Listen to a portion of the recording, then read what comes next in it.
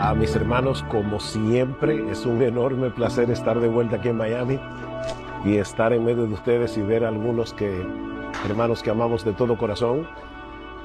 Cuando el hermano Joel me estuvo comentando el hecho de que si podíamos tener algún tiempo con la iglesia, aparte de lo que vamos a tener en el día de mañana, que vamos a predicar la palabra y tener también la clase de escuela dominical, en este caso mi hermano Eric.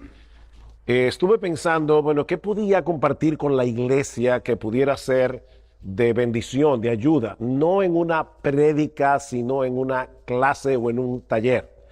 Eso quiere decir que yo no voy a estar aquí todo el tiempo hablando solo. Ustedes van a tener que ayudarme. Yo hago una diferencia muy marcada entre lo que es dar una clase y lo que es predicar. De hecho, creo que uno de los grandes problemas, y es una de mis grandes preocupaciones en la iglesia en el día de hoy, es que a veces escucho a alguien desde el púlpito y me pregunto, ¿estará predicando o estará dando una charla bíblica? Porque yo creo que no son la misma cosa. Así que mis hermanos, yo espero que ustedes puedan interactuar conmigo, que hayan traído sus Biblias, porque vamos a estar haciendo tareas. No se pongan nerviosos, pero vamos a estar haciendo algunas tareas para que esto realmente pueda ser de provecho.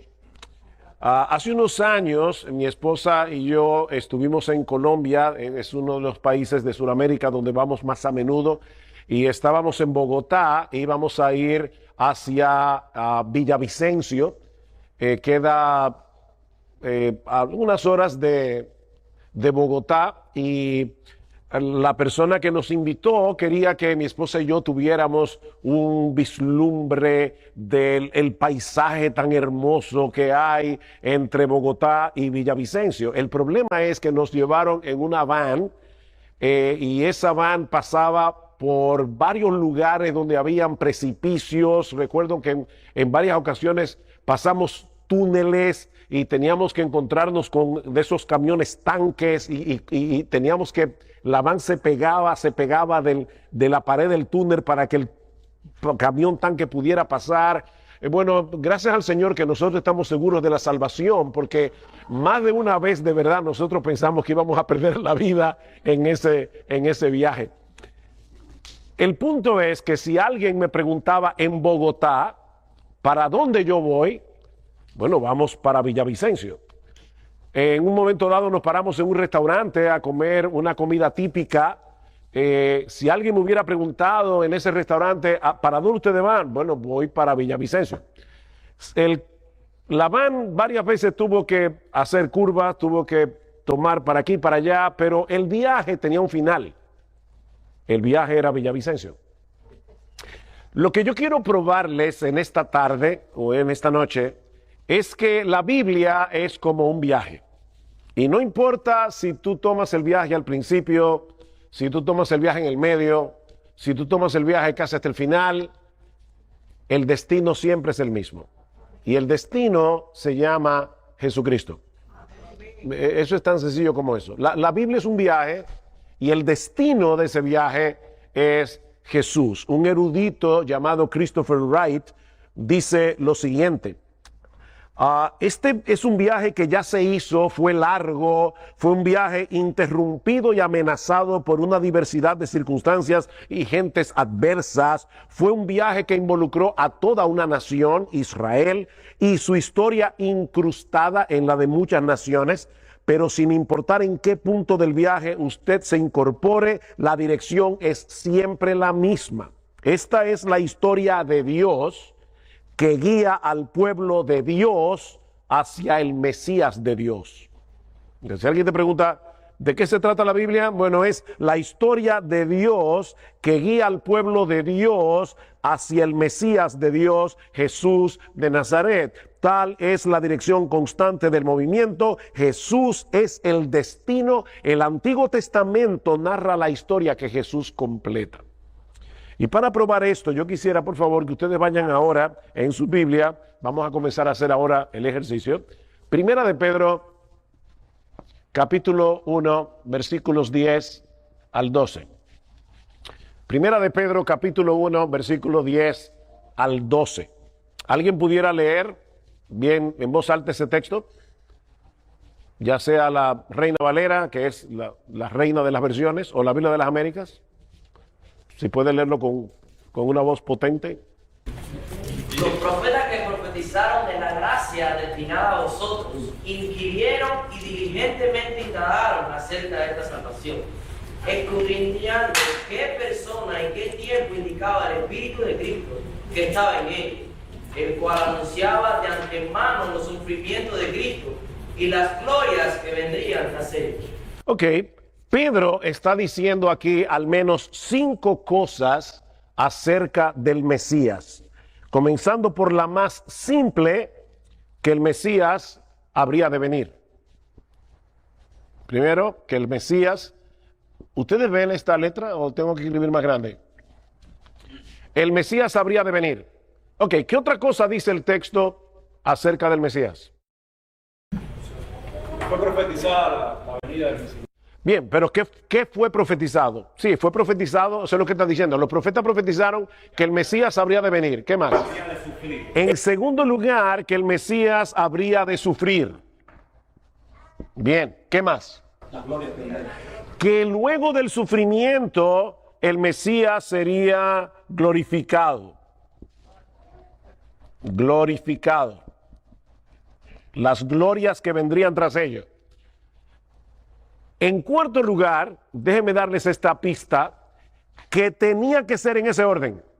O sea, primero el sufrimiento, luego la gloria. Hay algunos creyentes que lo quieren al revés.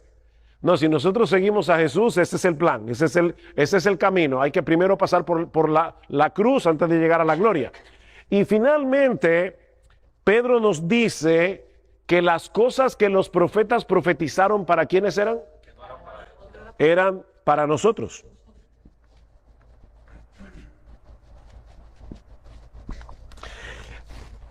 ¿Por qué espíritu era que estos profetas profetizaban?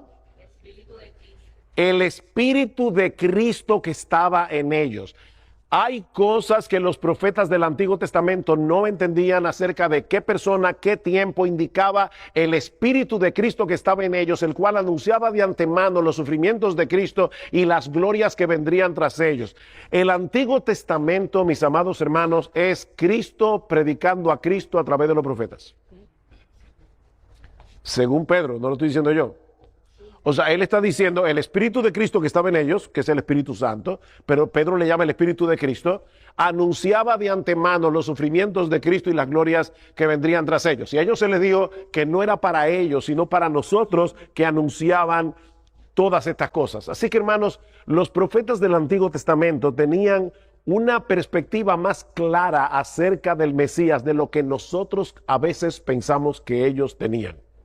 Evidentemente ellos no lo sabían todo porque no tenían el Nuevo Testamento, no tenían la historia completa, pero nosotros sí tenemos la historia completa. Y dice que ellos escudriñaban para ver qué persona y qué tiempo indicaba el Espíritu de Cristo que estaba en ellos. De manera que cuando nosotros leemos la Escritura, no importa que estemos en Génesis, Levítico, Número, Deuteronomio, no importa qué libro, nosotros tenemos que recordar que el Antiguo Testamento es un viaje y que el destino de ese viaje es Jesús. Yo les voy a enseñar hoy algunas estrategias para que puedan interpretar correctamente la Escritura, para que no forcen el significado del texto y quieran ver a Jesús donde Jesús no está.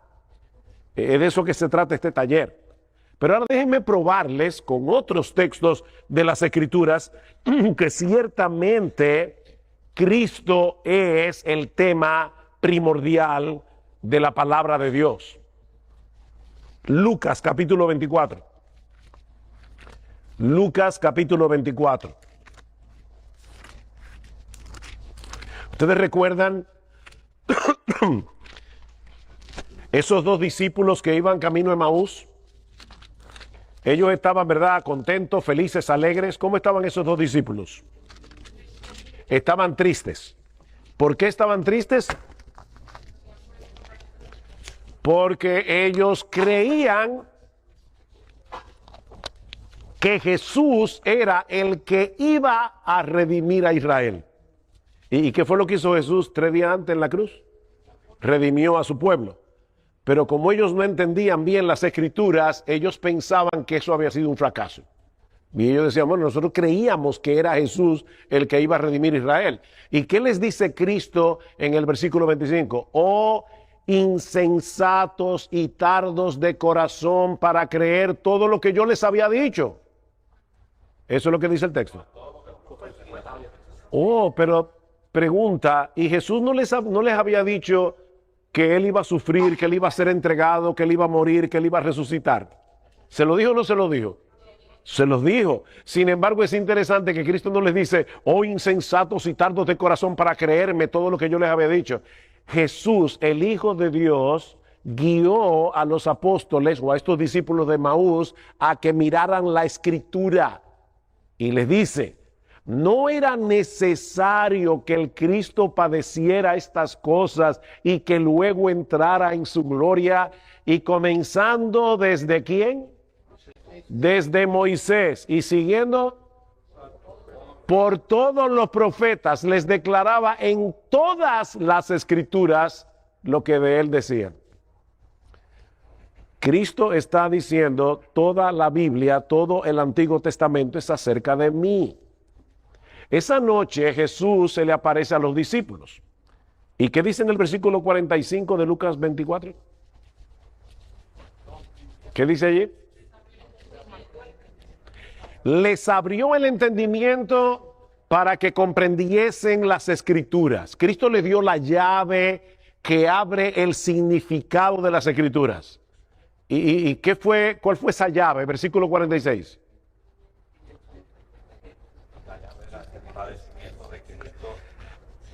¿Qué dice el versículo 46, hermano? Díganos, no tengan pena. Así está escrito, era necesario que Cristo padeciese y resucitase de los muertos al tercer día y que se predicase en su nombre el arrepentimiento. Así está escrito. ¿A dónde está escrito? Está escrito obviamente en el Antiguo Testamento, porque el Nuevo Testamento no estaba todavía revelado. Y dice, ahí está la clave para que ustedes puedan entender las escrituras. Juan capítulo 5, versículo 39. Ese ni lo busquen, porque ustedes deben sabérselo de memoria. Escudriñad las escrituras, porque a vosotros os parece que en ellas tenéis la vida eterna. ¿Y qué? Y ellas son las que dan testimonio de mí. O sea, ¿cómo puede ser posible que ustedes digan atesorar las escrituras, que ustedes digan que tienen la escritura en alta estima y sin embargo no me creen a mí? Cuando la Biblia de quien habla es de mí. Y luego dice más abajo, si ustedes le creyeran a Moisés, porque ellos decían, nosotros somos seguidores de Moisés, la verdad. Pero si ustedes le creyeran a Moisés, me creerían a mí, porque fue de mí que escribió él. Él escribió acerca de mí.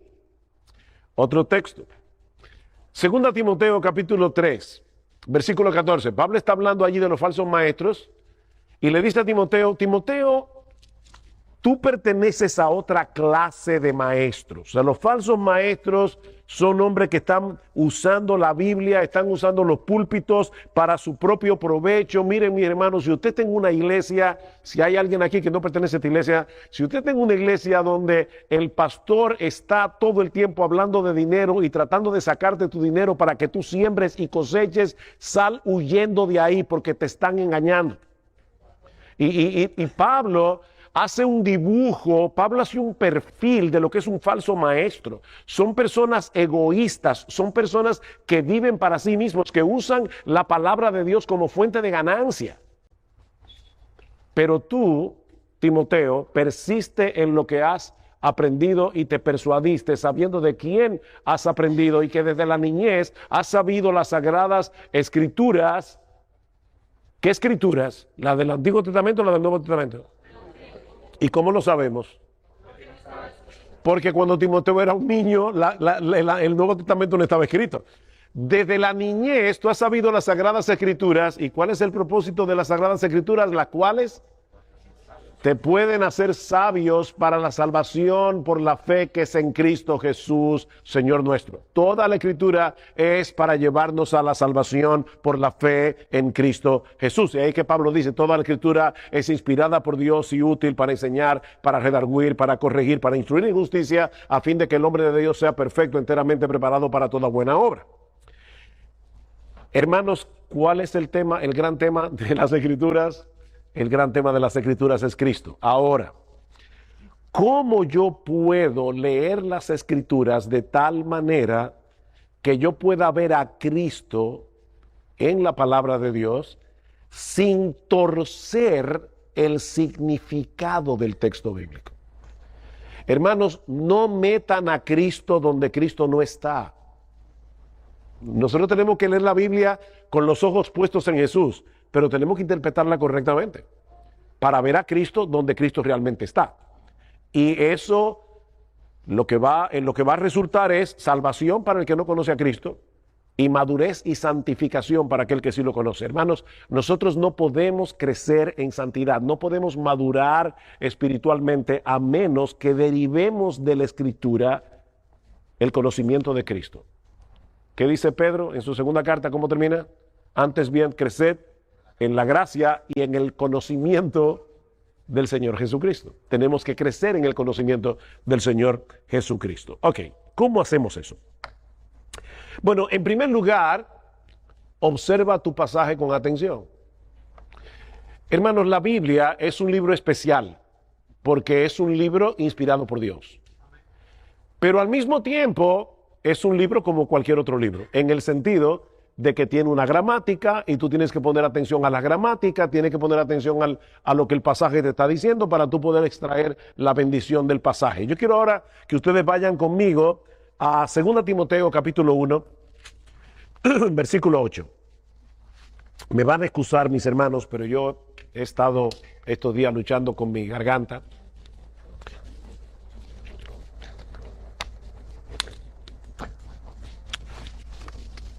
Segunda Timoteo, capítulo 1,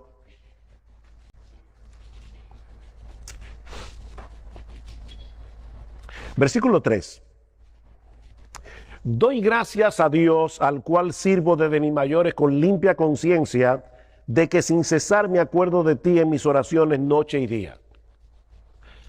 Uno lee ese texto y uno dice, bueno, ¿cómo yo puedo conectar ese texto, verdad, con el Evangelio de Cristo? Bueno, no parece una conexión muy evidente, ¿verdad?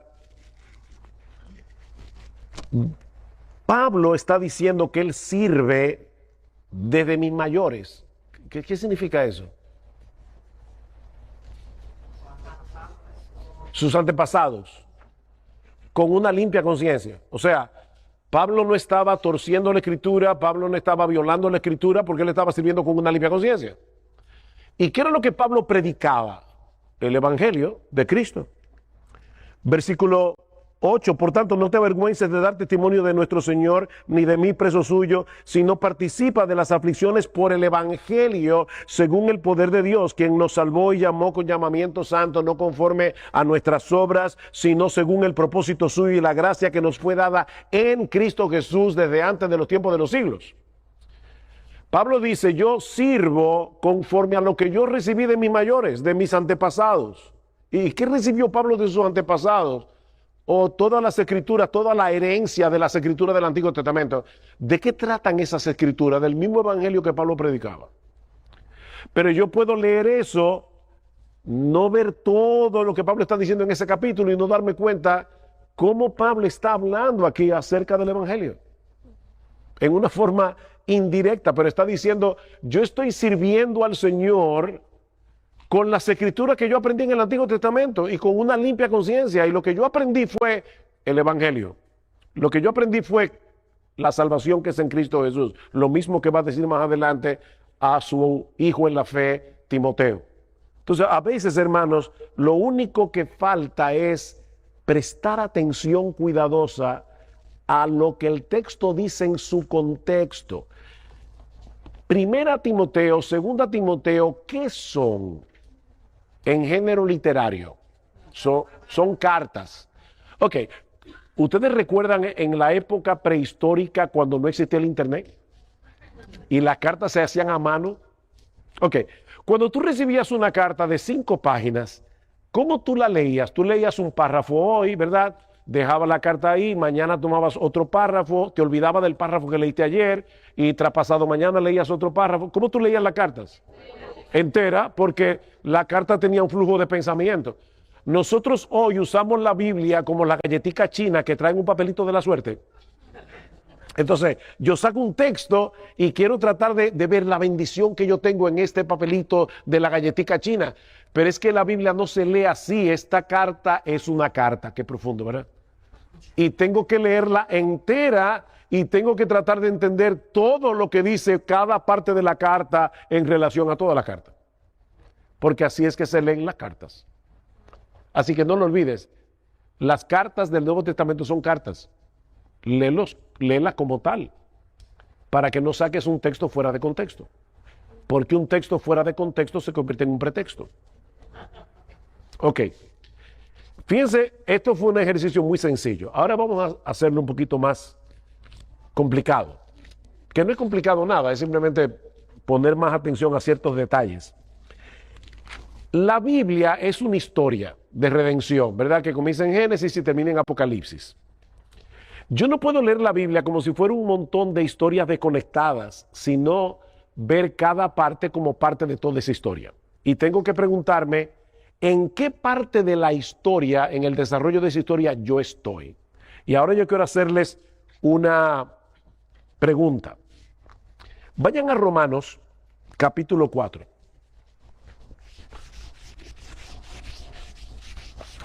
Y vamos a ver cómo Pablo tomaba muy en cuenta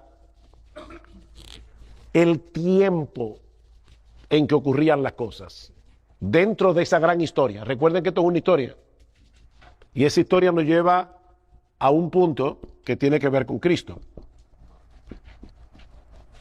Romanos capítulo 4, versículos 9 al 12. Dice Pablo allí, Pablo está tratando de demostrar que la bienaventuranza de la salvación es solo para los judíos o también para los gentiles. ¿Quiénes son los gentiles? Todos los que no son judíos. Judíos y gentiles. Es para todos nosotros. Para demostrar eso, Pablo dice, ¿es pues esta bienaventuranza solamente para los de la circuncisión, para los judíos? ¿O también para los de la incircuncisión? Porque decimos que a Abraham le fue contada la fe por justicia. Pregunta, ¿dónde dice la Biblia que a Abraham la fe le fue contada por justicia? ¿Dónde? Bien, en Génesis es la calle, pero ¿alguien recuerda el número de la casa? Esa es la calle, Génesis. ¿Y cuál es el número de la casa? La fe le fue contada por... Hermanos, no sean tímidos. ¿Dónde dice eso en la Biblia? Lo dice no en Génesis. Vamos atrás. Eso lo dice en Génesis capítulo 15, versículo 6, cuando Dios hizo un pacto con Abraham. Y ahora Pablo está preguntando, cuando Dios le dijo a Abraham que su fe le va a ser contada por justicia, ¿Abraham estaba circuncidado o era un pagano incircunciso? Cuando Dios le dio a Abraham la señal de la circuncisión, que fue la señal del pacto que Dios hizo con Abraham, ¿en qué capítulo del Génesis? En Génesis 17. Así que fíjense algo interesante. Cuando Dios justificó a Abraham, Abraham era un pagano incircunciso, no era judío. Porque él recibió la circuncisión en el capítulo 17. Y Pablo saca de ese recuento histórico, por el tiempo en que pasaron las cosas, una lección. Y la lección es la fe, entonces, no solamente para los judíos. La salvación no es solamente para los judíos, es también para los gentiles. Sigue diciendo Pablo, y recibió la circuncisión, versículo 11, como señal, como sello de la justicia de la fe que tuvo estando aún incircunciso. ¿Para qué? Para que fuese padre de todos los creyentes no circuncidados, nosotros todos, a fin de que a ellos la fe les sea contada por justicia, y padre de la circuncisión para los que no solamente son de la circuncisión, sino que también siguen las pisadas de la fe que tuvo nuestro padre Abraham antes de ser circuncidado. Claro, Pablo lo dice ahí clarito en Romanos, pero tal vez nosotros estamos leyendo Génesis y como estamos leyendo historias y vemos, ay, miren, Génesis 15, Dios hizo un pacto con Abraham y Dios le dijo, tu fe te fue contada por justicia. Y no tomamos en cuenta ese tipo de detalles dentro de la historia para decir, wow, qué bendición para mí. El hecho de que yo soy colombiano, soy cubano, soy qué sé yo de dónde, dominicano, chileno, hay un uruguayo por aquí. La fe también a mí me va a ser contada por justicia, lo mismo que sucedió con Abraham. Y de repente eso que parece una historia del pasado, ahora yo me doy cuenta que esa historia tiene que ver conmigo. Porque hermanos, este libro es la historia de nuestra familia. Este es el álbum familiar. Si tú no lees la Biblia entendiendo que este libro es la historia familiar, te vas a perder un montón de tesoros que son para ti y para mí. Yo quiero poner un ejemplo. ¿Cuántos maestros hay aquí de escuela dominical? Que andan de escuela dominical para niños. Para niños. Mi esposo y yo tuvimos la bendición de dar clases de escuela dominical a todos los grupos de la iglesia, desde los niños, bueno, excepto, nunca cuidé en cuna, pero sí hemos dado clases de escuela dominical a todas las edades. La historia de Moisés. ¿Cómo se cuenta muchas veces la historia de Moisés? Bueno, fíjense cómo Dios cuida a los niños, ¿verdad? Porque Moisés...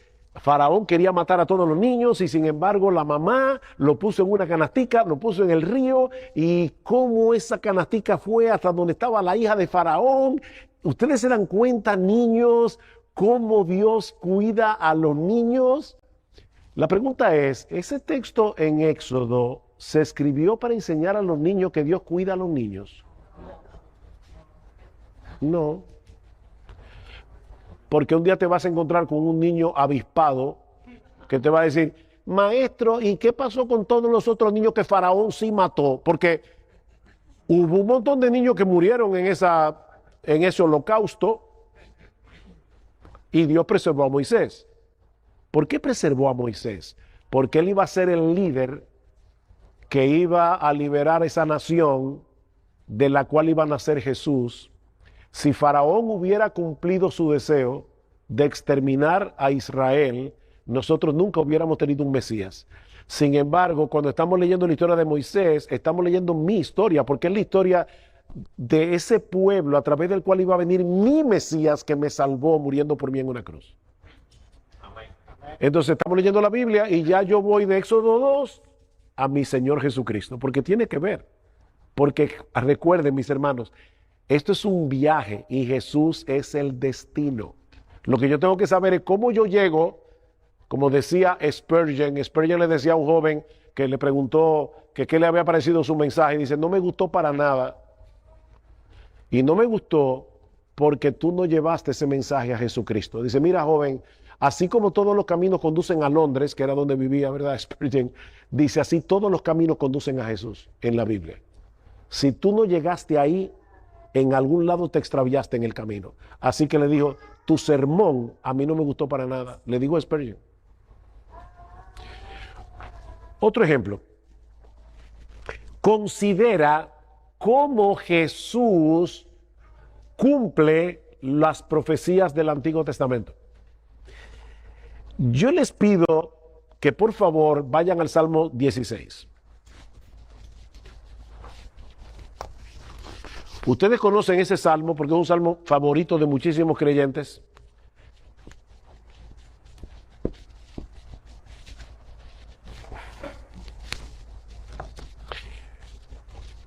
Les doy 3 minutos para que lean el salmo rapidito. Salmo 16.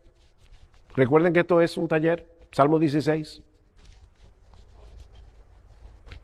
Es difícil hacer un taller como este en una iglesia así con tanta gente, pero vamos a hacerlo. Vamos a hacer un esfuerzo. Yo hice este ejercicio con mi grupo pequeño en Santo Domingo. Somos 7 parejas y era muchísimo más fácil. Pero vamos a hacerlo así. 3 minutos. Lean el Salmo 16. Guárdame, oh Dios, porque en ti he confiado. Oh alma mía, dijiste a Jehová, tú eres mi Señor, no hay para mí bien fuera de ti. Para los santos que están en la tierra y para los íntegros es toda mi complacencia. Se multiplicarán los dolores de los que sirven diligentes a otros dioses. No ofreceré yo libaciones de sangre, ni en mis labios tomaré tus nombres. Jehová es la porción de mi herencia y de mi copa. Tú garantizas mi suerte. Las cuentas me cayeron en lugares deleitosos y es hermosa la heredad que me ha tocado. Bendeciré a Jehová que me aconseja. Aún en las noches me enseña mi conciencia. A Jehová he puesto siempre delante de mí, porque está a mi diestra, no seré zarandeado. Se alegró por tanto mi corazón y se gozó mi alma. Mi carne también reposará confiadamente. Porque no dejarás mi alma en el Seol, ni permitirás que tu santo vea corrupción. Me mostrarás la senda de la vida. En tu presencia hay plenitud de gozo, delicias a tu diestra para siempre. Vamos a suponer que te tocó en tu devocional leer el Salmo 16. Dime rápidamente, ¿qué bendiciones tú sacas de ese salmo? Aunque sea una. Salvación. Salvación. ¿A dónde tú lo ves en el salmo? El alma no queda hablando de Cristo, pero como nosotros morimos en Cristo, entonces habla también de nosotros, de la resurrección nuestra. Bueno, dice el hermano que eso habla de nuestra resurrección, porque dice, no dejarás a tu santo en el Hades, ni tu santo verá corrupción. ¿Qué otra bendición podemos sacar del salmo? Que Dios guarda a su pueblo. Que Dios guarda a su pueblo. Que no hay bien fuera de Dios. No hay bien fuera de Dios. Ese salmo nos libra de la idolatría, porque está diciendo, óyeme, no hay bien fuera del Señor. De verdad, por más que tú aprecies algo en este mundo, no hay bien fuera de Dios. ¿Qué más? Mi herencia. El Señor es la porción de mi herencia y de mi copa. Eso es como cuando los levitas estaban repartiendo la tierra. Él está diciendo, wow, cuando estaban repartiendo la tierra, a mí me tocó Jehová. Y es hermosa la heredad que me ha tocado. ¿Qué más? La suerte no es mía, es de Dios. ¿Cómo fue? La suerte no es casualidad, que depende de él. Tú sustentas mi suerte, mi vida está en la mano del Señor. Fíjense todas las bendiciones que podemos sacar de ese salmo. Ahora, ¿cuál es el tema del Salmo 16? Oh, sorpresa. Ese salmo, Pedro lo cita en Hechos capítulo 2 en Pentecostés. Y escuchen cómo Pedro interpreta el Salmo 16, porque esa es una interpretación inspirada por el Espíritu Santo. Así que aquí no hay equivocación. Varones hermanos, Hechos 2:29, se os puede decir libremente del patriarca David que murió y fue sepultado, y su sepulcro está con nosotros hasta el día de hoy. Pero siendo profeta y sabiendo que con juramento Dios le había jurado que de su descendencia en cuanto a la carne levantaría al Cristo para que se sentase en su trono, viéndolo antes, habló de la resurrección de Cristo, que su alma no fue dejada en el Hades ni su carne vio corrupción. Pedro dice, el Salmo 16 sí es una bendición para nosotros porque estamos en Cristo, pero de quien habla este salmo es de Cristo. Y oigan lo interesante de esto. Pedro está diciendo, ¿saben qué? Los israelitas debieron haber interpretado correctamente ese salmo. ¿Por qué? Porque ese salmo lo escribió David, y David está diciendo, no dejarás mi alma en el Hades, ni permitirás que tu santo vea corrupción. Pregunta, ¿David murió y se lo comieron los gusanos? Sí. Porque David es Cristo es el descendiente de David, en quien se cumple el pacto que Dios hizo con David de que siempre se sentaría en su trono alguien como él. Entonces, cuando David está hablando aquí, está hablando en nombre del Señor, en nombre de Cristo. Recuerden, primera de Pedro, el Espíritu de Cristo que estaba en ellos anunciaba de antemano los sufrimientos de Cristo y la gloria que vendían tras ellos. Si el Mesías iba a morir, si el Mesías iba a resucitar, es porque iba a morir. Los sufrimientos de Cristo y la gloria que vendían tras ellos. David murió y su cuerpo se corrompió. Entonces, ¿dejó Dios de cumplir su promesa? No, la cumplió en Cristo.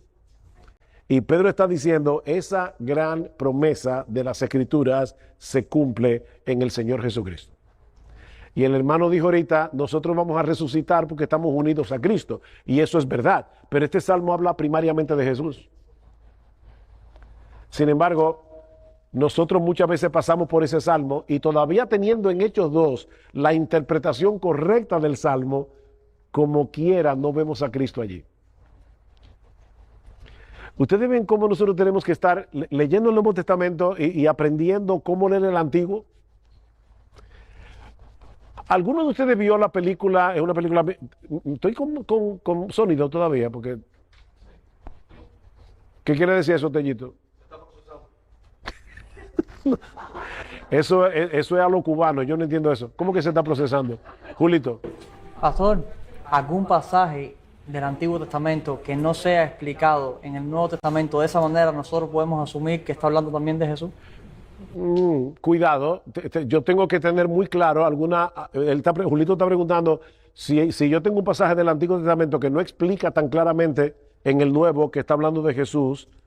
Yo tengo que tener cuidado con eso para no malinterpretar, pero yo voy a seguir hablando de cosas que podemos ver para que interpretemos correctamente esos pasajes que no tengo en el Nuevo Testamento una interpretación apropiada del Antiguo. Pero mis hermanos, yo quiero que ustedes vean y noten cuántas profecías del Antiguo Testamento ya el Nuevo nos las revela y nos dice que tiene que ver con Cristo. Pero nosotros lo pasamos por alto. Yo les iba a preguntar, yo sé que tuvo una película que se dio hace algunos años atrás, pero ¿cuántos de ustedes vieron la película Sexto Sentido? ¿No se acuerdan de esa película? ¿Solamente 4 gente la vio? ¿O tienen temor? ¿Cuántos vieron la película Sexto? Levanten la mano, por favor, levanten la mano los que vieron. Ok. Yo tengo otra pregunta para ustedes. ¿A cuántos de ustedes el director los engañó? ¿A cuántos? No te pregunto, levanta la mano que no vas a parecer un tonto porque a todos nos engañó. Ok. Si tú vieras Sexto Sentido de nuevo, ¿qué pasaría? Que tú vas a reinterpretar la película entera porque ya tú sabes desde el principio que Bruce Willis está muerto.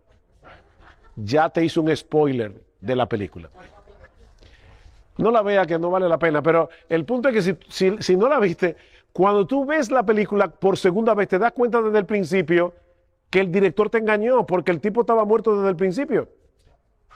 Nosotros ya sabemos cómo termina esta historia. Esta historia termina con Jesús, que es el Mesías prometido y profetizado en el Antiguo Testamento. ¿Por qué nosotros leemos el Antiguo Testamento como si no conociéramos el final de la película? Ya nosotros sabemos eso. Voy a ponerles otro ejemplo similar al que acabo de poner. Vayan a Gálatas capítulo 3, versículo 16.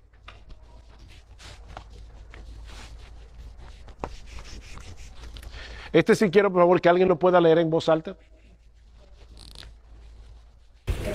Ahora bien, a Abraham fueron hechas las promesas y a su simiente. No dice y a las simientes, como si hablase de muchos, sino como de uno, y a tu simiente, la cual es Cristo. Ok, este texto es impresionante. Hay promesas que Dios le dio a Abraham y a su descendencia en plural. Pero en Génesis 17, la promesa fue dada a Abraham, dice Pablo, y lo dice así el texto en Génesis, y a su descendiente. Por lo tanto, Pablo está diciendo, la promesa fue hecha a este hombre y a no dice a sus simientes, como si hablase de muchos, sino y a su simiente, la cual es Cristo. Bien, ¿y qué dice al final de Gálatas 3, a partir del versículo 27? Porque todos los que habéis sido bautizados en Cristo, habéis revestido en Cristo, ya no hay judío ni griego, no hay esclavo ni libre, no hay varón ni mujer, porque todos vosotros sois uno en Cristo, y si vosotros sois de Cristo, entonces sois descendencia de Abraham y herederos de la promesa. Resulta que la promesa que Dios le hizo a Abraham, y hoy día hay un montón de creyentes que tienen una fijación con la nación de Israel sin tomar en cuenta que Cristo es el Israel de Dios. Él es el descendiente de Abraham en quien se cumplen todas las promesas. Y como tú y yo, no importa si tú eres dominicano, chileno, uruguayo, colombiano, cubano, estamos en Cristo, ¿qué somos ahora? ¿Qué dice Gálatas? No lo digo yo. ¿Qué dice Gálatas al final? Descendientes de Abraham y herederos de la promesa. Así que cuando tú lees el Antiguo Testamento y encuentras un montón de promesas que tienen que ver con Israel, no olvides que nosotros somos el verdadero Israel de Dios, porque nosotros estamos en el verdadero israelita. Nosotros estamos en el descendiente de Abraham, que es el recipiente de todas esas promesas. Y eso me permite beneficiarme del Antiguo Testamento, porque vuelvo y repito, cuando yo leo el Antiguo Testamento estoy leyendo mi historia familiar. Estoy leyendo mi historia familiar. ¿Alguna pregunta de lo que hemos visto hasta aquí? Cuando se refiere a Israel, se refiere al pueblo, nosotros, no a Israel. Hay promesas que definitivamente se referían a la nación de Israel, pero recuerden que Israel rechazó al Mesías, el Mesías fue crucificado y ahora esa crucifixión, como vamos a ver en el mensaje de mañana, trajo salvación al mundo entero, incluyendo a los descendientes físicos de Abraham, que son los judíos. Pero ¿qué dice Pablo en Romanos capítulo 9, versículo 6? No todo el que desciende de Israel es israelita, porque nosotros somos hijos de la promesa. Y eso incluye a los gentiles. De hecho, mañana vamos a predicar del libro de Oseas. Y una de las cosas que hace Pablo en Romanos capítulo 10 es citar el libro de Oseas para decirnos, ven que la salvación fue anunciada para nosotros también desde el principio. ¿Cuál fue la gran promesa que Dios le dio a Abraham? En ti serán benditas toda la familia de la tierra. La promesa era universal desde el principio. ¿Cómo se iba a cumplir esa promesa universal? Por el gran descendiente de Abraham, que es Cristo. Yo creo que como quiera, no me quiero meter en ese tema ahora, pero yo creo que como quiera, Dios tiene un plan indudablemente con la nación de Israel, porque muchas naciones del pasado han desaparecido en la historia, los asirios y muchas naciones así. Israel ha permanecido. Yo creo que Dios va a cumplir, ha estado cumpliendo a través de toda la era evangélica su promesa, porque el endurecimiento de Israel es en parte, como dice Romanos capítulo 11. ¿Qué quiere decir eso?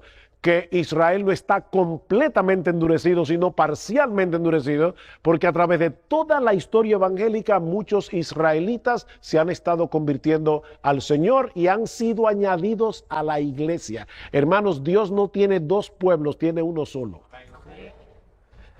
Y nosotros somos las ramas que estamos siendo injertadas en el olivo natural. Nosotros somos ramas silvestres, pero qué bueno, estamos injertadas en el verdadero olivo. ¿Por qué? Porque estamos unidos a Cristo, que es el descendiente de Abraham. Otra cosa que tenemos que ver en la Biblia, perdón, Alexis, cualquier comentario que quieras hacer. Alexis es instructor de Simeon Trust, una organización que enseña predicación expositiva en muchas partes del mundo, y damos talleres como estos para enseñar a los predicadores a predicar la Biblia con los ojos puestos en Jesús. Pero ahora estamos enseñando a la iglesia. Como algún comentario que quieras hacer, siéntete libre. Ok. Otra cosa que nosotros tenemos que ver en la Biblia es que Dios nos dejó huellas. Huellas que nos llevan a Jesús. Esas huellas se llaman tipos. Tipos. La palabra tipo en griego significa marca, significa huella. Son huellas que si tú las sigues te van a llevar hasta Jesús. Por ejemplo, Pablo dice en Romanos capítulo 5, que Adán es un tipo de Cristo. Él es el segundo Adán. Cristo es el postrer Adán. ¿Verdad? Pon atención a los tipos, a las huellas que nos llevan a Jesús. Alguien definió un tipo como personas, instituciones, eventos del Antiguo Testamento que son considerados como modelos o representaciones divinas de realidades que son reveladas en el Nuevo Testamento, sobre todo en la persona de Jesús. Por ejemplo, alguna ceremonia del Antiguo Testamento nos habla de Cristo. La Pascua, ¿cómo lo sabemos?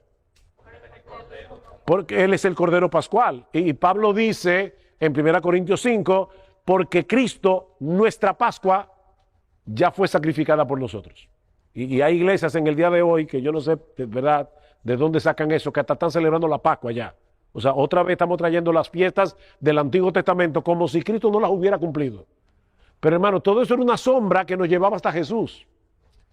Cristo es nuestra Pascua. Tú no tienes que volver a sacrificar ningún cordero, ni tienes que celebrar ninguna Pascua.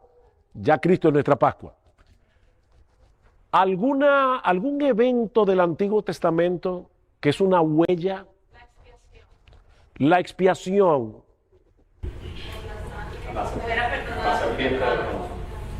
Pero tomando todos los sacrificios del Antiguo Testamento, ¿qué prefiguraban? El sacrificio de Cristo en la cruz del Calvario. Por eso es que ya nosotros no seguimos sacrificando, porque ya Cristo se sacrificó una sola vez y para siempre. Él es el Cordero de Dios que quita el pecado del mundo. Ricardo mencionó la serpiente de bronce. Ese es un caso interesante. ¿Dónde aparece la serpiente de bronce en el Antiguo Testamento? Números 21. ¿Qué pasó en esa escena? ¿Por qué? ¿De dónde salió la serpiente de bronce? Fue un remedio que le dio Dios a Moisés para que miraran al símbolo. Porque el pueblo había pecado. ¿Recuerdan? El pueblo había pecado diciéndole a Dios, tú nos sacaste al desierto para matarnos de hambre. Y Dios mandó como castigo serpientes que mordían al pueblo y tan pronto una serpiente mordía a un israelita, moría ahí en el desierto. Pero entonces Dios provee un remedio. Y el remedio era, le dijo a Moisés, Moisés, levanta en un asta una serpiente de bronce. ¿Y qué pasaba con esa serpiente? Todo el que miraba. Ok, ese remedio era preventivo. O sea, si yo miraba la serpiente de bronce, ¿no era mordido por la serpiente real? No era preventivo, era curativo. O sea, que ya yo tenía el veneno de la serpiente corriéndome por las venas cuando yo tenía que hacer ese acto de fe de mirar a esa serpiente y era sanado. Si nosotros leemos ese pasaje del Antiguo Testamento y no conocemos el Nuevo, decimos, wow, qué historia más interesante. Fíjate cómo estos israelitas, cuando eran mordidos por la serpiente, veían una serpiente de bronce, miraban y eran sanados. Pero luego llego al Nuevo Testamento y me encuentro con Jesús hablando con Nicodemo en el capítulo 3 de Juan y diciéndole, y así como Moisés levantó la serpiente en el desierto, así es necesario que el Hijo del Hombre sea levantado para que todo aquel que en él cree no se pierda, mas tenga vida eterna, porque de tal manera amó Dios al mundo, etc. Cristo mismo está diciendo, yo soy esa serpiente de bronce. Y es exactamente igual. O sea, ya nosotros estamos mordidos por el pecado. O sea, ya el veneno está circulando por nuestro cuerpo. No es preventivo, es curativo. Ya estamos enfermos de muerte y tenemos que mirar a Jesús. Pero ¿a ustedes no les parece algo extraño en esa figura que Dios usó para señalar a Jesús? Una serpiente. ¿Y por qué Dios no le dijo a Moisés, Moisés, hazte un cordero de bronce? Era como más apropiado, ¿verdad? Porque Cristo es el Cordero de Dios. ¿Por qué escoger una serpiente? ¿Por qué? Estás al lado de la respuesta. Pero Él se hizo ¿qué por nosotros? Maldición. Hermanos, la serpiente fue maldita en el huerto del Edén. tenía que ser una serpiente porque Cristo fue hecho maldición por nosotros. Y es impresionante pensar que nuestro Salvador, nuestro Señor, puro, santo, sin mancha, fuera hecho maldición para que nosotros podamos ser bendecidos. Era la única manera que dice Gálatas capítulo 3, versículo 10. Que Cristo fue hecho maldición por nosotros. Gálatas 3, 10. Entonces fíjense cómo esta serpiente del Antiguo Testamento es un tipo, es una huella que me habla de Jesús. Maldito el que es colgado en un madero. Maldito todo el que es colgado en un madero. Que de hecho es el texto que Pablo cita en Gálatas, capítulo 3. Cristo fue hecho maldición por nosotros, como está escrito, maldito todo aquel que es colgado en un madero. ¿Podía Cristo morir decapitado de un balazo? ¿Con una espada? No, tenía que ser en un madero. ¿Para qué? Para que fuera maldito y nosotros pudiéramos ser benditos. Qué grandiosa, ¿verdad?, la salvación. Pero hermanos, qué grandioso es este libro. Ustedes se dan cuenta cómo está todo esto interconectado para llevarnos a Cristo, de una manera o de otra. Este libro es maravilloso, por eso yo cuando discuto con estos intelectuales que me dicen, demuéstrame que la Biblia es la palabra de Dios, yo siempre pienso por dentro, demuéstrame tú que no lo es. Porque de verdad que este libro es increíble, digo es creíble, pero es extraordinario, es fantástico. Ok, yo le decía a ustedes hace un rato que nosotros debemos leer la historia del Antiguo Testamento recordando que es un viaje que me lleva hacia Jesús. En ese sentido, Cristo no solamente es un tipo, sino también una respuesta. Y yo le voy a explicar ahora a qué yo me refiero. Cristo es una respuesta a un problema planteado en el Antiguo Testamento. Tú estás leyendo tu Biblia otra vez, tu devocional, y llegas a Jueces 19. Para mí, Jueces 19 es uno de los capítulos más horrorosos de toda la Biblia. ¿Ustedes recuerdan lo que pasó en Jueces 19? Que un levita, su concubina fue violada y la concubina muere y que hace, la pica en 12 pedazos y le manda un pedazo a cada tribu de Israel. Y tú estás leyendo tu Biblia en tu devocional y tú dices, Señor, ¿y qué bendición yo saco de este pasaje? Óyeme, es un pasaje horroroso. ¿Dónde está Cristo en Jueces 19? Bueno, déjame ver, son 12 pedazos, los 12 apóstoles. No. Eso, así como alguna gente lee la Biblia, eso es espiritualizar con la Escritura. No hagan eso, hermano, no hagan eso. Esos 12 pedazos no tienen nada que ver con los 12 apóstoles. ¿Cuál es el tema del libro de los jueces? En aquellos días no había rey en Israel, cada cual hacía lo que bien le parecía. Así que Jueces me plantea un problema. No hay rey. Y cuando no hay rey, el resultado es la anarquía. El libro de Jueces en nuestras Biblias está antes del libro de Ruth, ¿verdad? Pero no en la Biblia hebrea. En la Biblia hebrea, Ruth está mucho después. En la Biblia hebrea, el libro de Jueces está antes de Primera de Samuel y de Segunda de Samuel, que por cierto, en la Biblia hebrea es un solo libro, que se dividió en dos en nuestra Biblia en español. Pero Samuel es un solo libro. ¿Y de qué trata Samuel? De la instauración de la monarquía. Entonces, Jueces me plantea un problema. Y el problema es, no hay rey en Israel y cada cual hace lo que bien le parece. Y eso me prepara para en Samuel ver la instauración de la monarquía cuando Dios escoge a Saúl, después a David, etcétera, etcétera. Pero cuando yo leo el Antiguo Testamento, los reyes de Israel ¿cuáles de ellos fue perfecto? Ninguno. Tú cogías lo mejorcito, David, Josías, pero eran reyes imperfectos. Entonces, Jueces me está planteando un problema. Si no hay rey que gobierne el corazón, el hombre se desenfrena. Nosotros necesitamos un rey. Pero ¿quién es ese rey? No es Saúl. David. Óyeme, cuando yo leo en la Biblia todo lo que hizo David con Betsabé, con Urías, no, David no es. Salomón. Peor. Entonces, ¿quién es ese rey? Ese rey se llama Jesús. El problema que o sea, el libro de Jueces está ahí, no es para contarnos una historia sobre Sansón. Sansón era un muchacho, entonces nosotros le cantamos a los niños, porque pensamos que le sacamos un montón de historia a la Biblia, pero ese libro está para plantearme un problema del cual Jesús es la solución.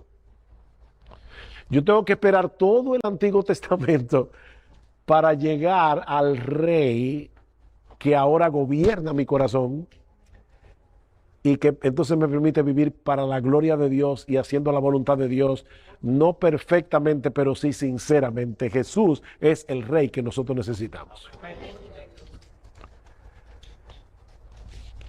Ustedes se dan cuenta, hermanos, cómo tantas cosas que se pueden sacar de la Biblia cuando nosotros tenemos presente a Cristo.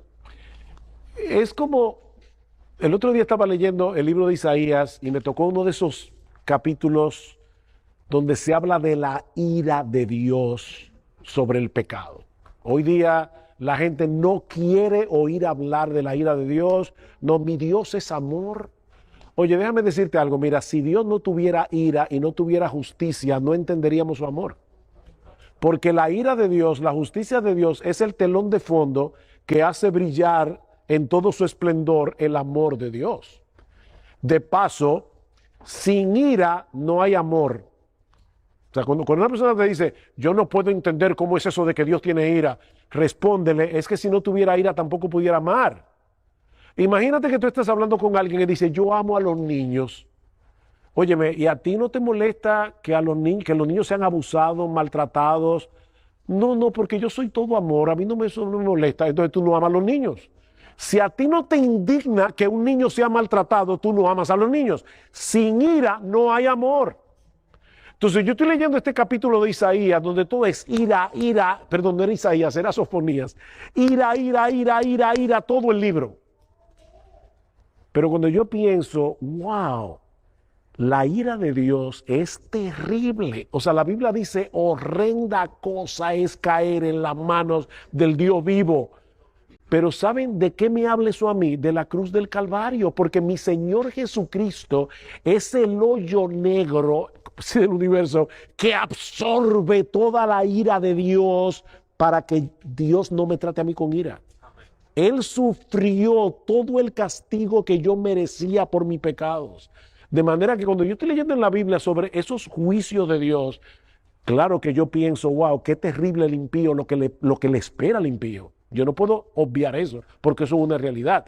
Pero ahora yo como creyente, como alguien que ya fui salvo por gracia, solo por Cristo, solo por medio de la fe, yo digo, wow, mi Señor Jesucristo sufrió esa ira, se la bebió entera la copa de la ira de Dios en la cruz del Calvario. Y de repente un libro que habla muchísimo de la ira de Dios se convierte en una tremenda bendición para mí. Porque yo estoy leyendo la Biblia con los ojos puestos en Jesús.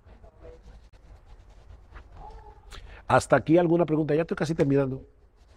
¿Qué tiempo que yo tengo?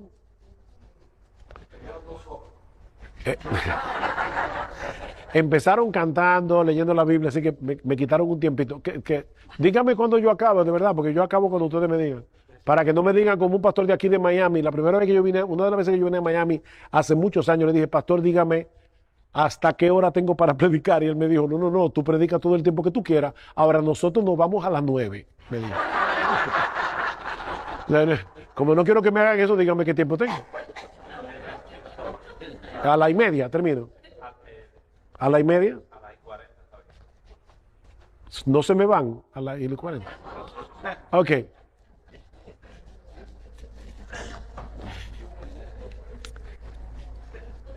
¿Alguna pregunta de lo que hemos visto hasta aquí?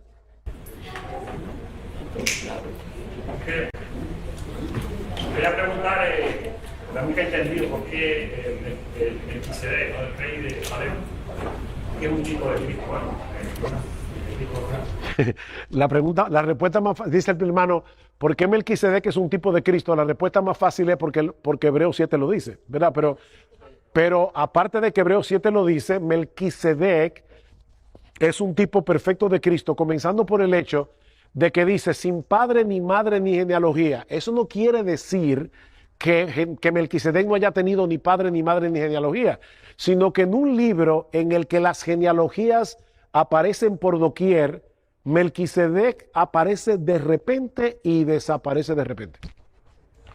Entonces, ahí es que yo tengo que pensar, ven acá, o sea, ¿qué me está diciendo la Biblia? Bueno, que Melquisedec está señalando a alguien que es eterno.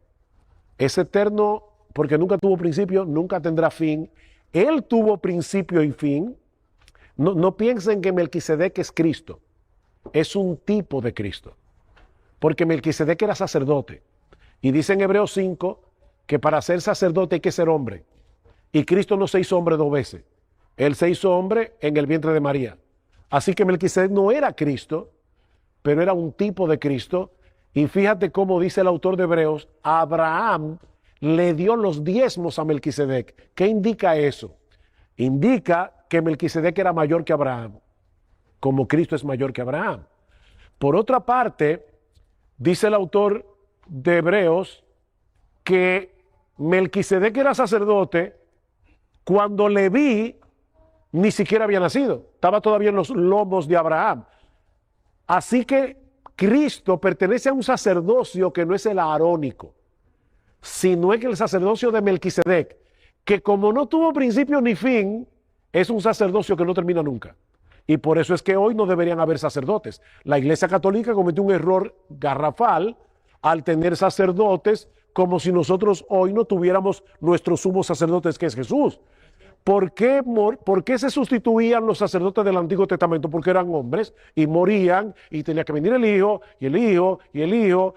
Pero como Cristo tiene un sacerdocio como el de Melquisedec, su sacerdocio permanece para siempre. Porque Melquisedec no aparece muriendo en la Biblia. ¿Murió Melquisedec? Claro que sí. Pero nosotros no tenemos registrado su muerte en la Escritura. Y por eso Él es un tipo de Cristo. Pero esa es una pregunta interesante, ver esos tipos de Jesús en el Antiguo Testamento.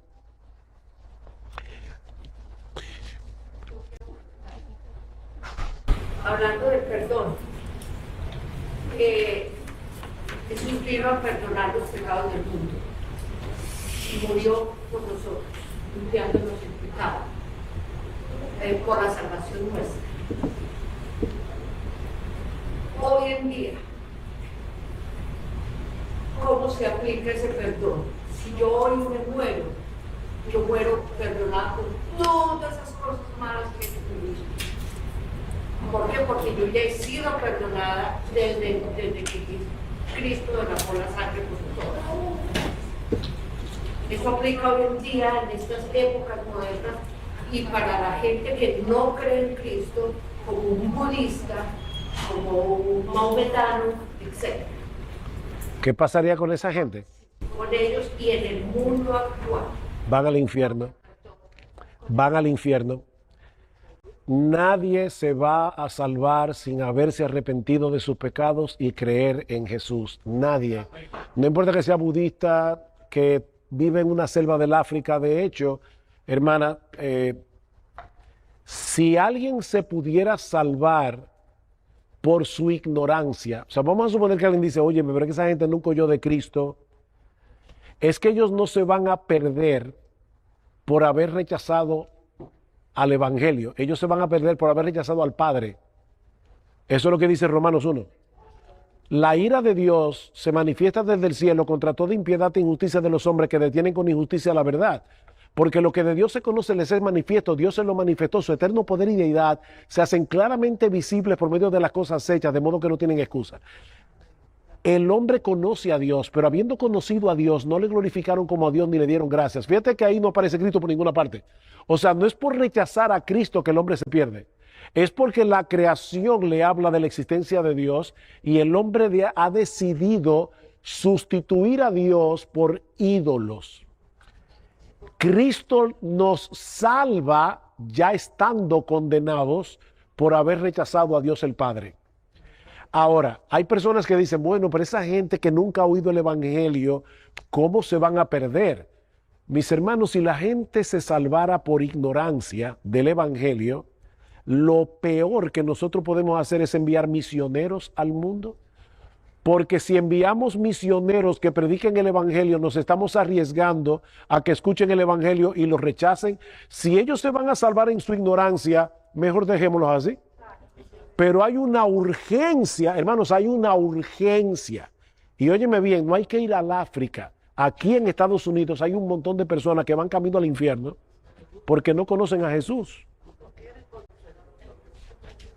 Y nosotros tenemos que predicar el Evangelio porque no hay otra forma de salvación. No hay otro medio. Hay un solo Dios y hay un solo mediador entre Dios y los hombres y se llama Jesucristo. Fuera de Él no hay salvación para nadie.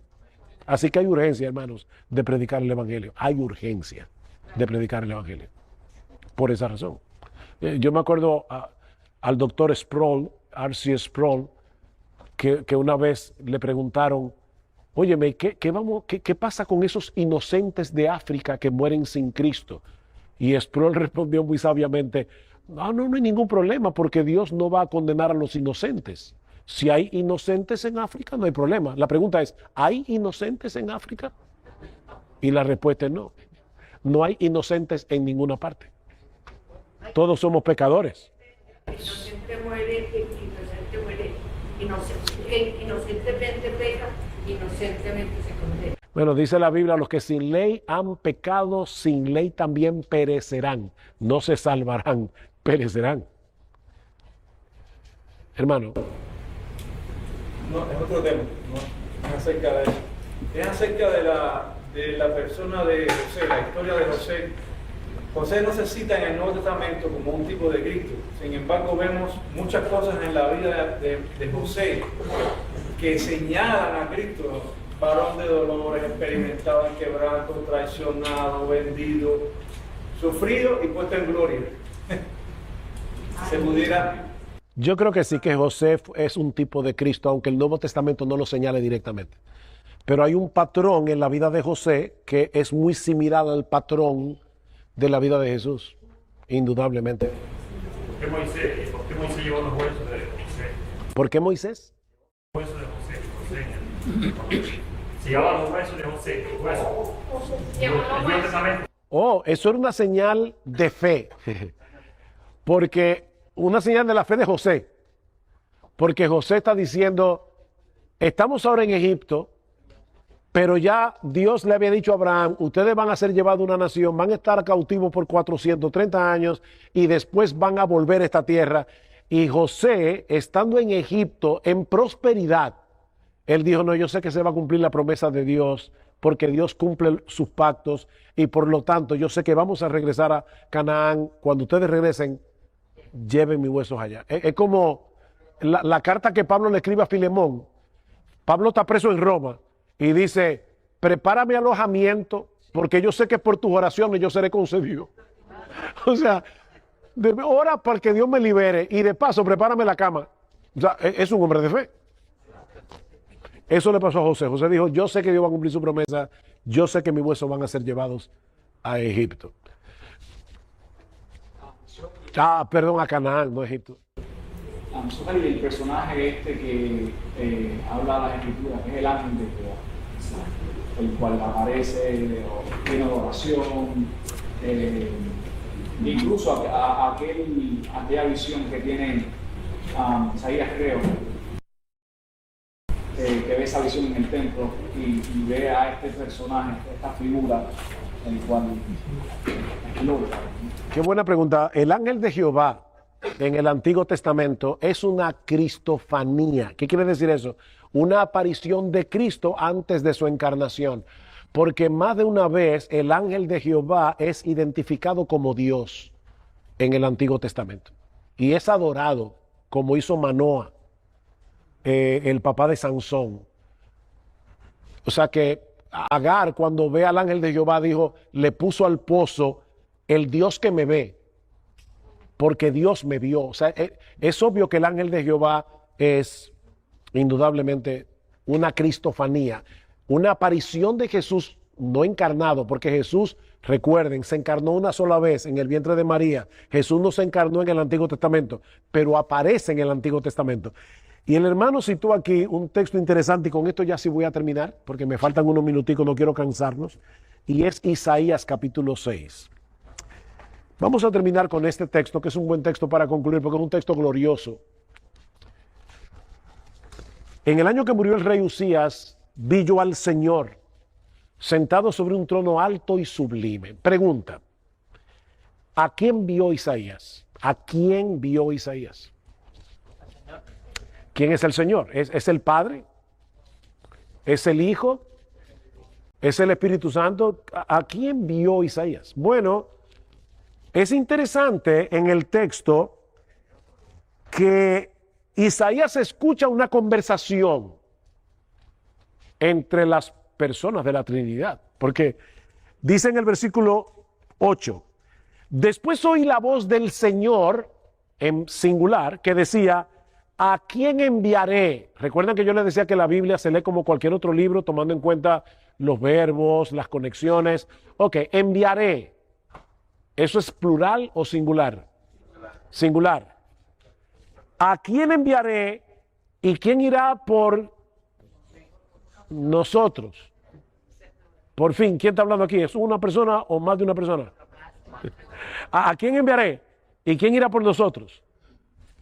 Isaías le dice, heme aquí, Señor, envíame a mí. Y entonces ahí comienza una profecía, dile a este pueblo, oíd bien y no entendáis, ved por ciertos, mas no comprendáis, etcétera, etcétera. Es obvio que Dios el Padre tiene que estar en Isaías 6. Claro que sí, eso lo reconoce todo el mundo. Pero cuando vamos a Juan capítulo 12,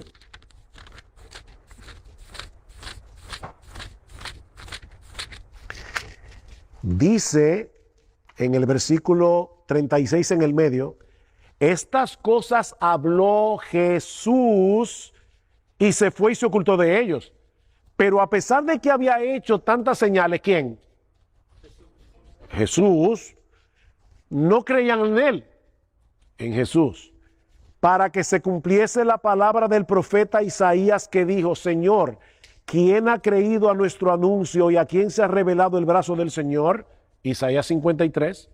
Por esto no podían creer, porque también dijo Isaías, cegó los ojos de ellos y endureció su corazón para que no vean con los ojos. ¿Qué está citando Juan aquí? Isaías 6. Y ahora escuchen el versículo 41. Isaías dijo esto cuando vio su gloria y habló acerca de él. ¿Acerca de quién? ¿Qué gloria fue la gloria que vio Isaías? La gloria de Cristo. Pero espérense que falta más. Vamos a Hechos 28. Ya dijimos que obviamente en Isaías 6 tiene que estar el Padre. Ahora Juan 12 nos dice que Isaías vio la gloria de Cristo. En Hechos 28 Pablo está predicando el Evangelio en Roma a los judíos y les dice cuando ellos no quisieron creer en el Mesías, versículo 25, y como no estuviesen de acuerdo entre sí, al retirarse le dijo Pablo esta palabra, bien habló el Espíritu Santo por medio del profeta Isaías a nuestro Padre diciendo, ve a este pueblo y dile de oído iréis y no entenderéis. ¿Qué está citando Pablo? Isaías 6. ¿Quién fue que dijo eso? El Espíritu Santo. Entonces, ¿a quién fue que vio Isaías? Al Dios Trino, al Padre, al Hijo y al Espíritu Santo. Y ahora nosotros lo sabemos claramente por el Nuevo Testamento. Porque el Nuevo Testamento completa la película. Y ya nosotros podemos leer lo que muchos judíos del Antiguo Testamento no entendieron. Pero nosotros sí podemos entenderlo, porque ahora tenemos la revelación completa. Pero no lo olviden, mis hermanos, este libro es un viaje y el destino de este viaje es Jesús. Yo pudiera darles muchas otras estrategias, pero ya estas son suficientes para darles un vistazo de cómo nosotros podemos interpretar la Escritura viendo a Cristo correctamente donde Cristo es presentado en la palabra de Dios. Yo creo que aquí terminamos, son las 8:37, me dieron a las 40, estoy entregando 3 minutos antes.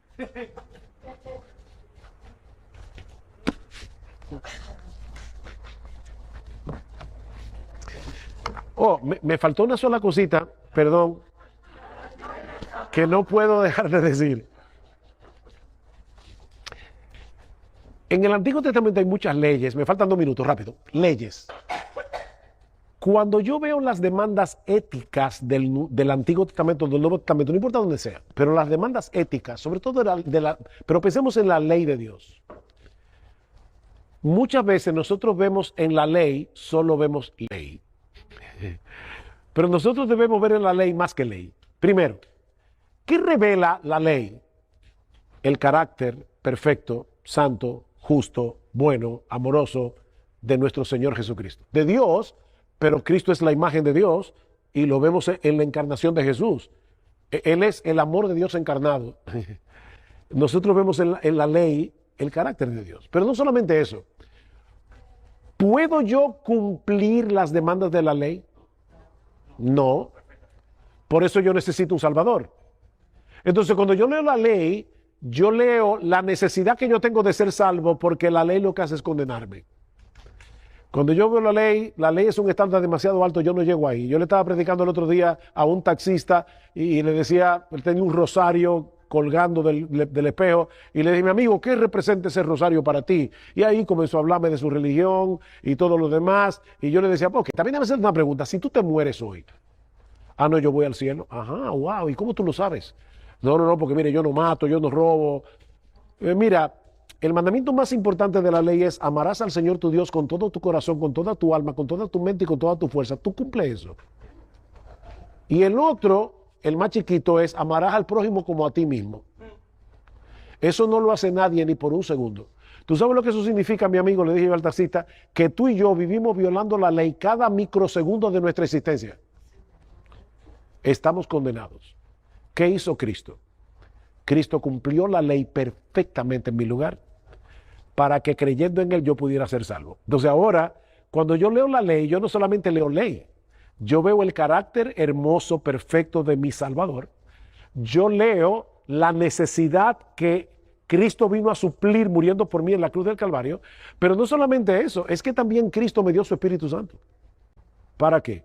O para que ahora yo pueda obedecer a Dios y pueda cumplir las demandas de la ley, no perfectamente, pero sí sinceramente, por causa del Señor Jesucristo. Así que no importa qué demanda ética yo lea en la Biblia, toda demanda ética debe llevarme a Jesús, porque me habla de mi necesidad de Jesús y me habla no solamente de mi necesidad de ser salvo, sino de la necesidad que yo tengo de la gracia y del Espíritu de Jesús para yo poder cumplir las demandas éticas de las Escrituras. Entonces, al final de cuentas, aún la ley, mis hermanos, me lleva a Jesús. No quería dejar de decir eso por lo que les decía hace un momento. Hay personas que cuando ven la ley, de hecho aborrecen la ley, cuando la Biblia dice en Romanos capítulo 7 que la ley es santa, justa y buena. No aborrezcas la ley, aborrece tu pecado que no te deja cumplir la ley. Porque la ley es santa, justa y buena. Nosotros somos los que no somos buenos. O como decía un escritor, la ley es un buen capitán, pero la carne es un mal soldado.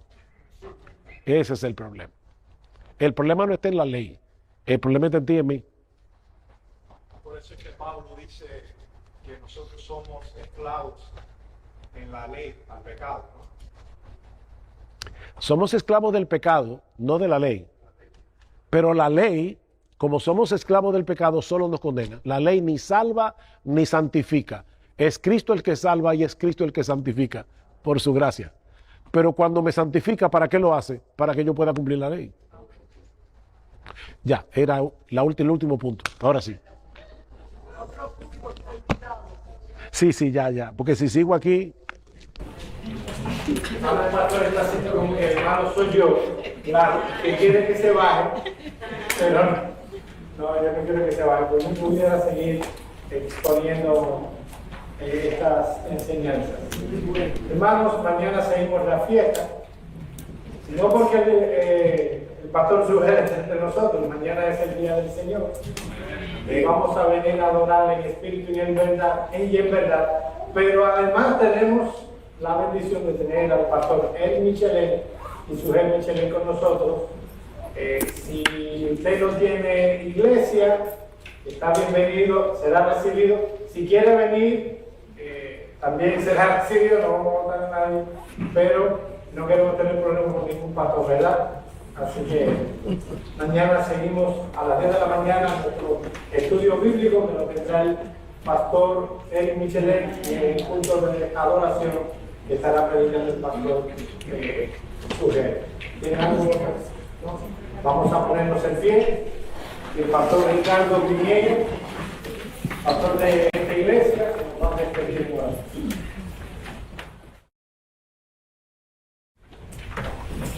Padre, nosotros te damos gracias por la bendición que es tu palabra. Tu palabra es nuestra vida. Tu palabra es la luz que alumbra nuestros pasos. Ayúdanos a conocerla, a estudiarla, a escudriñarla. Pero ayúdanos, Señor, a ver el destino que es Cristo. Ayúdanos a ver tu palabra en Cristo, con los ojos de Cristo. Que ella es toda nuestra vida. Porque nuestra vida está escondida en Cristo. Padre, gracias por estas enseñanzas. Gracias por la claridad de tu palabra, porque tu palabra es clara a nuestros ojos. Gracias por el Espíritu Santo, que es aquel que nos ayuda a entenderla, es aquel que la pone en nuestros corazones. Padre, nosotros te rogamos ahora que preparemos nuestras mentes, nuestros corazones para encontrarnos nuevamente como iglesia contigo en el día de la resurrección, en el día del Señor.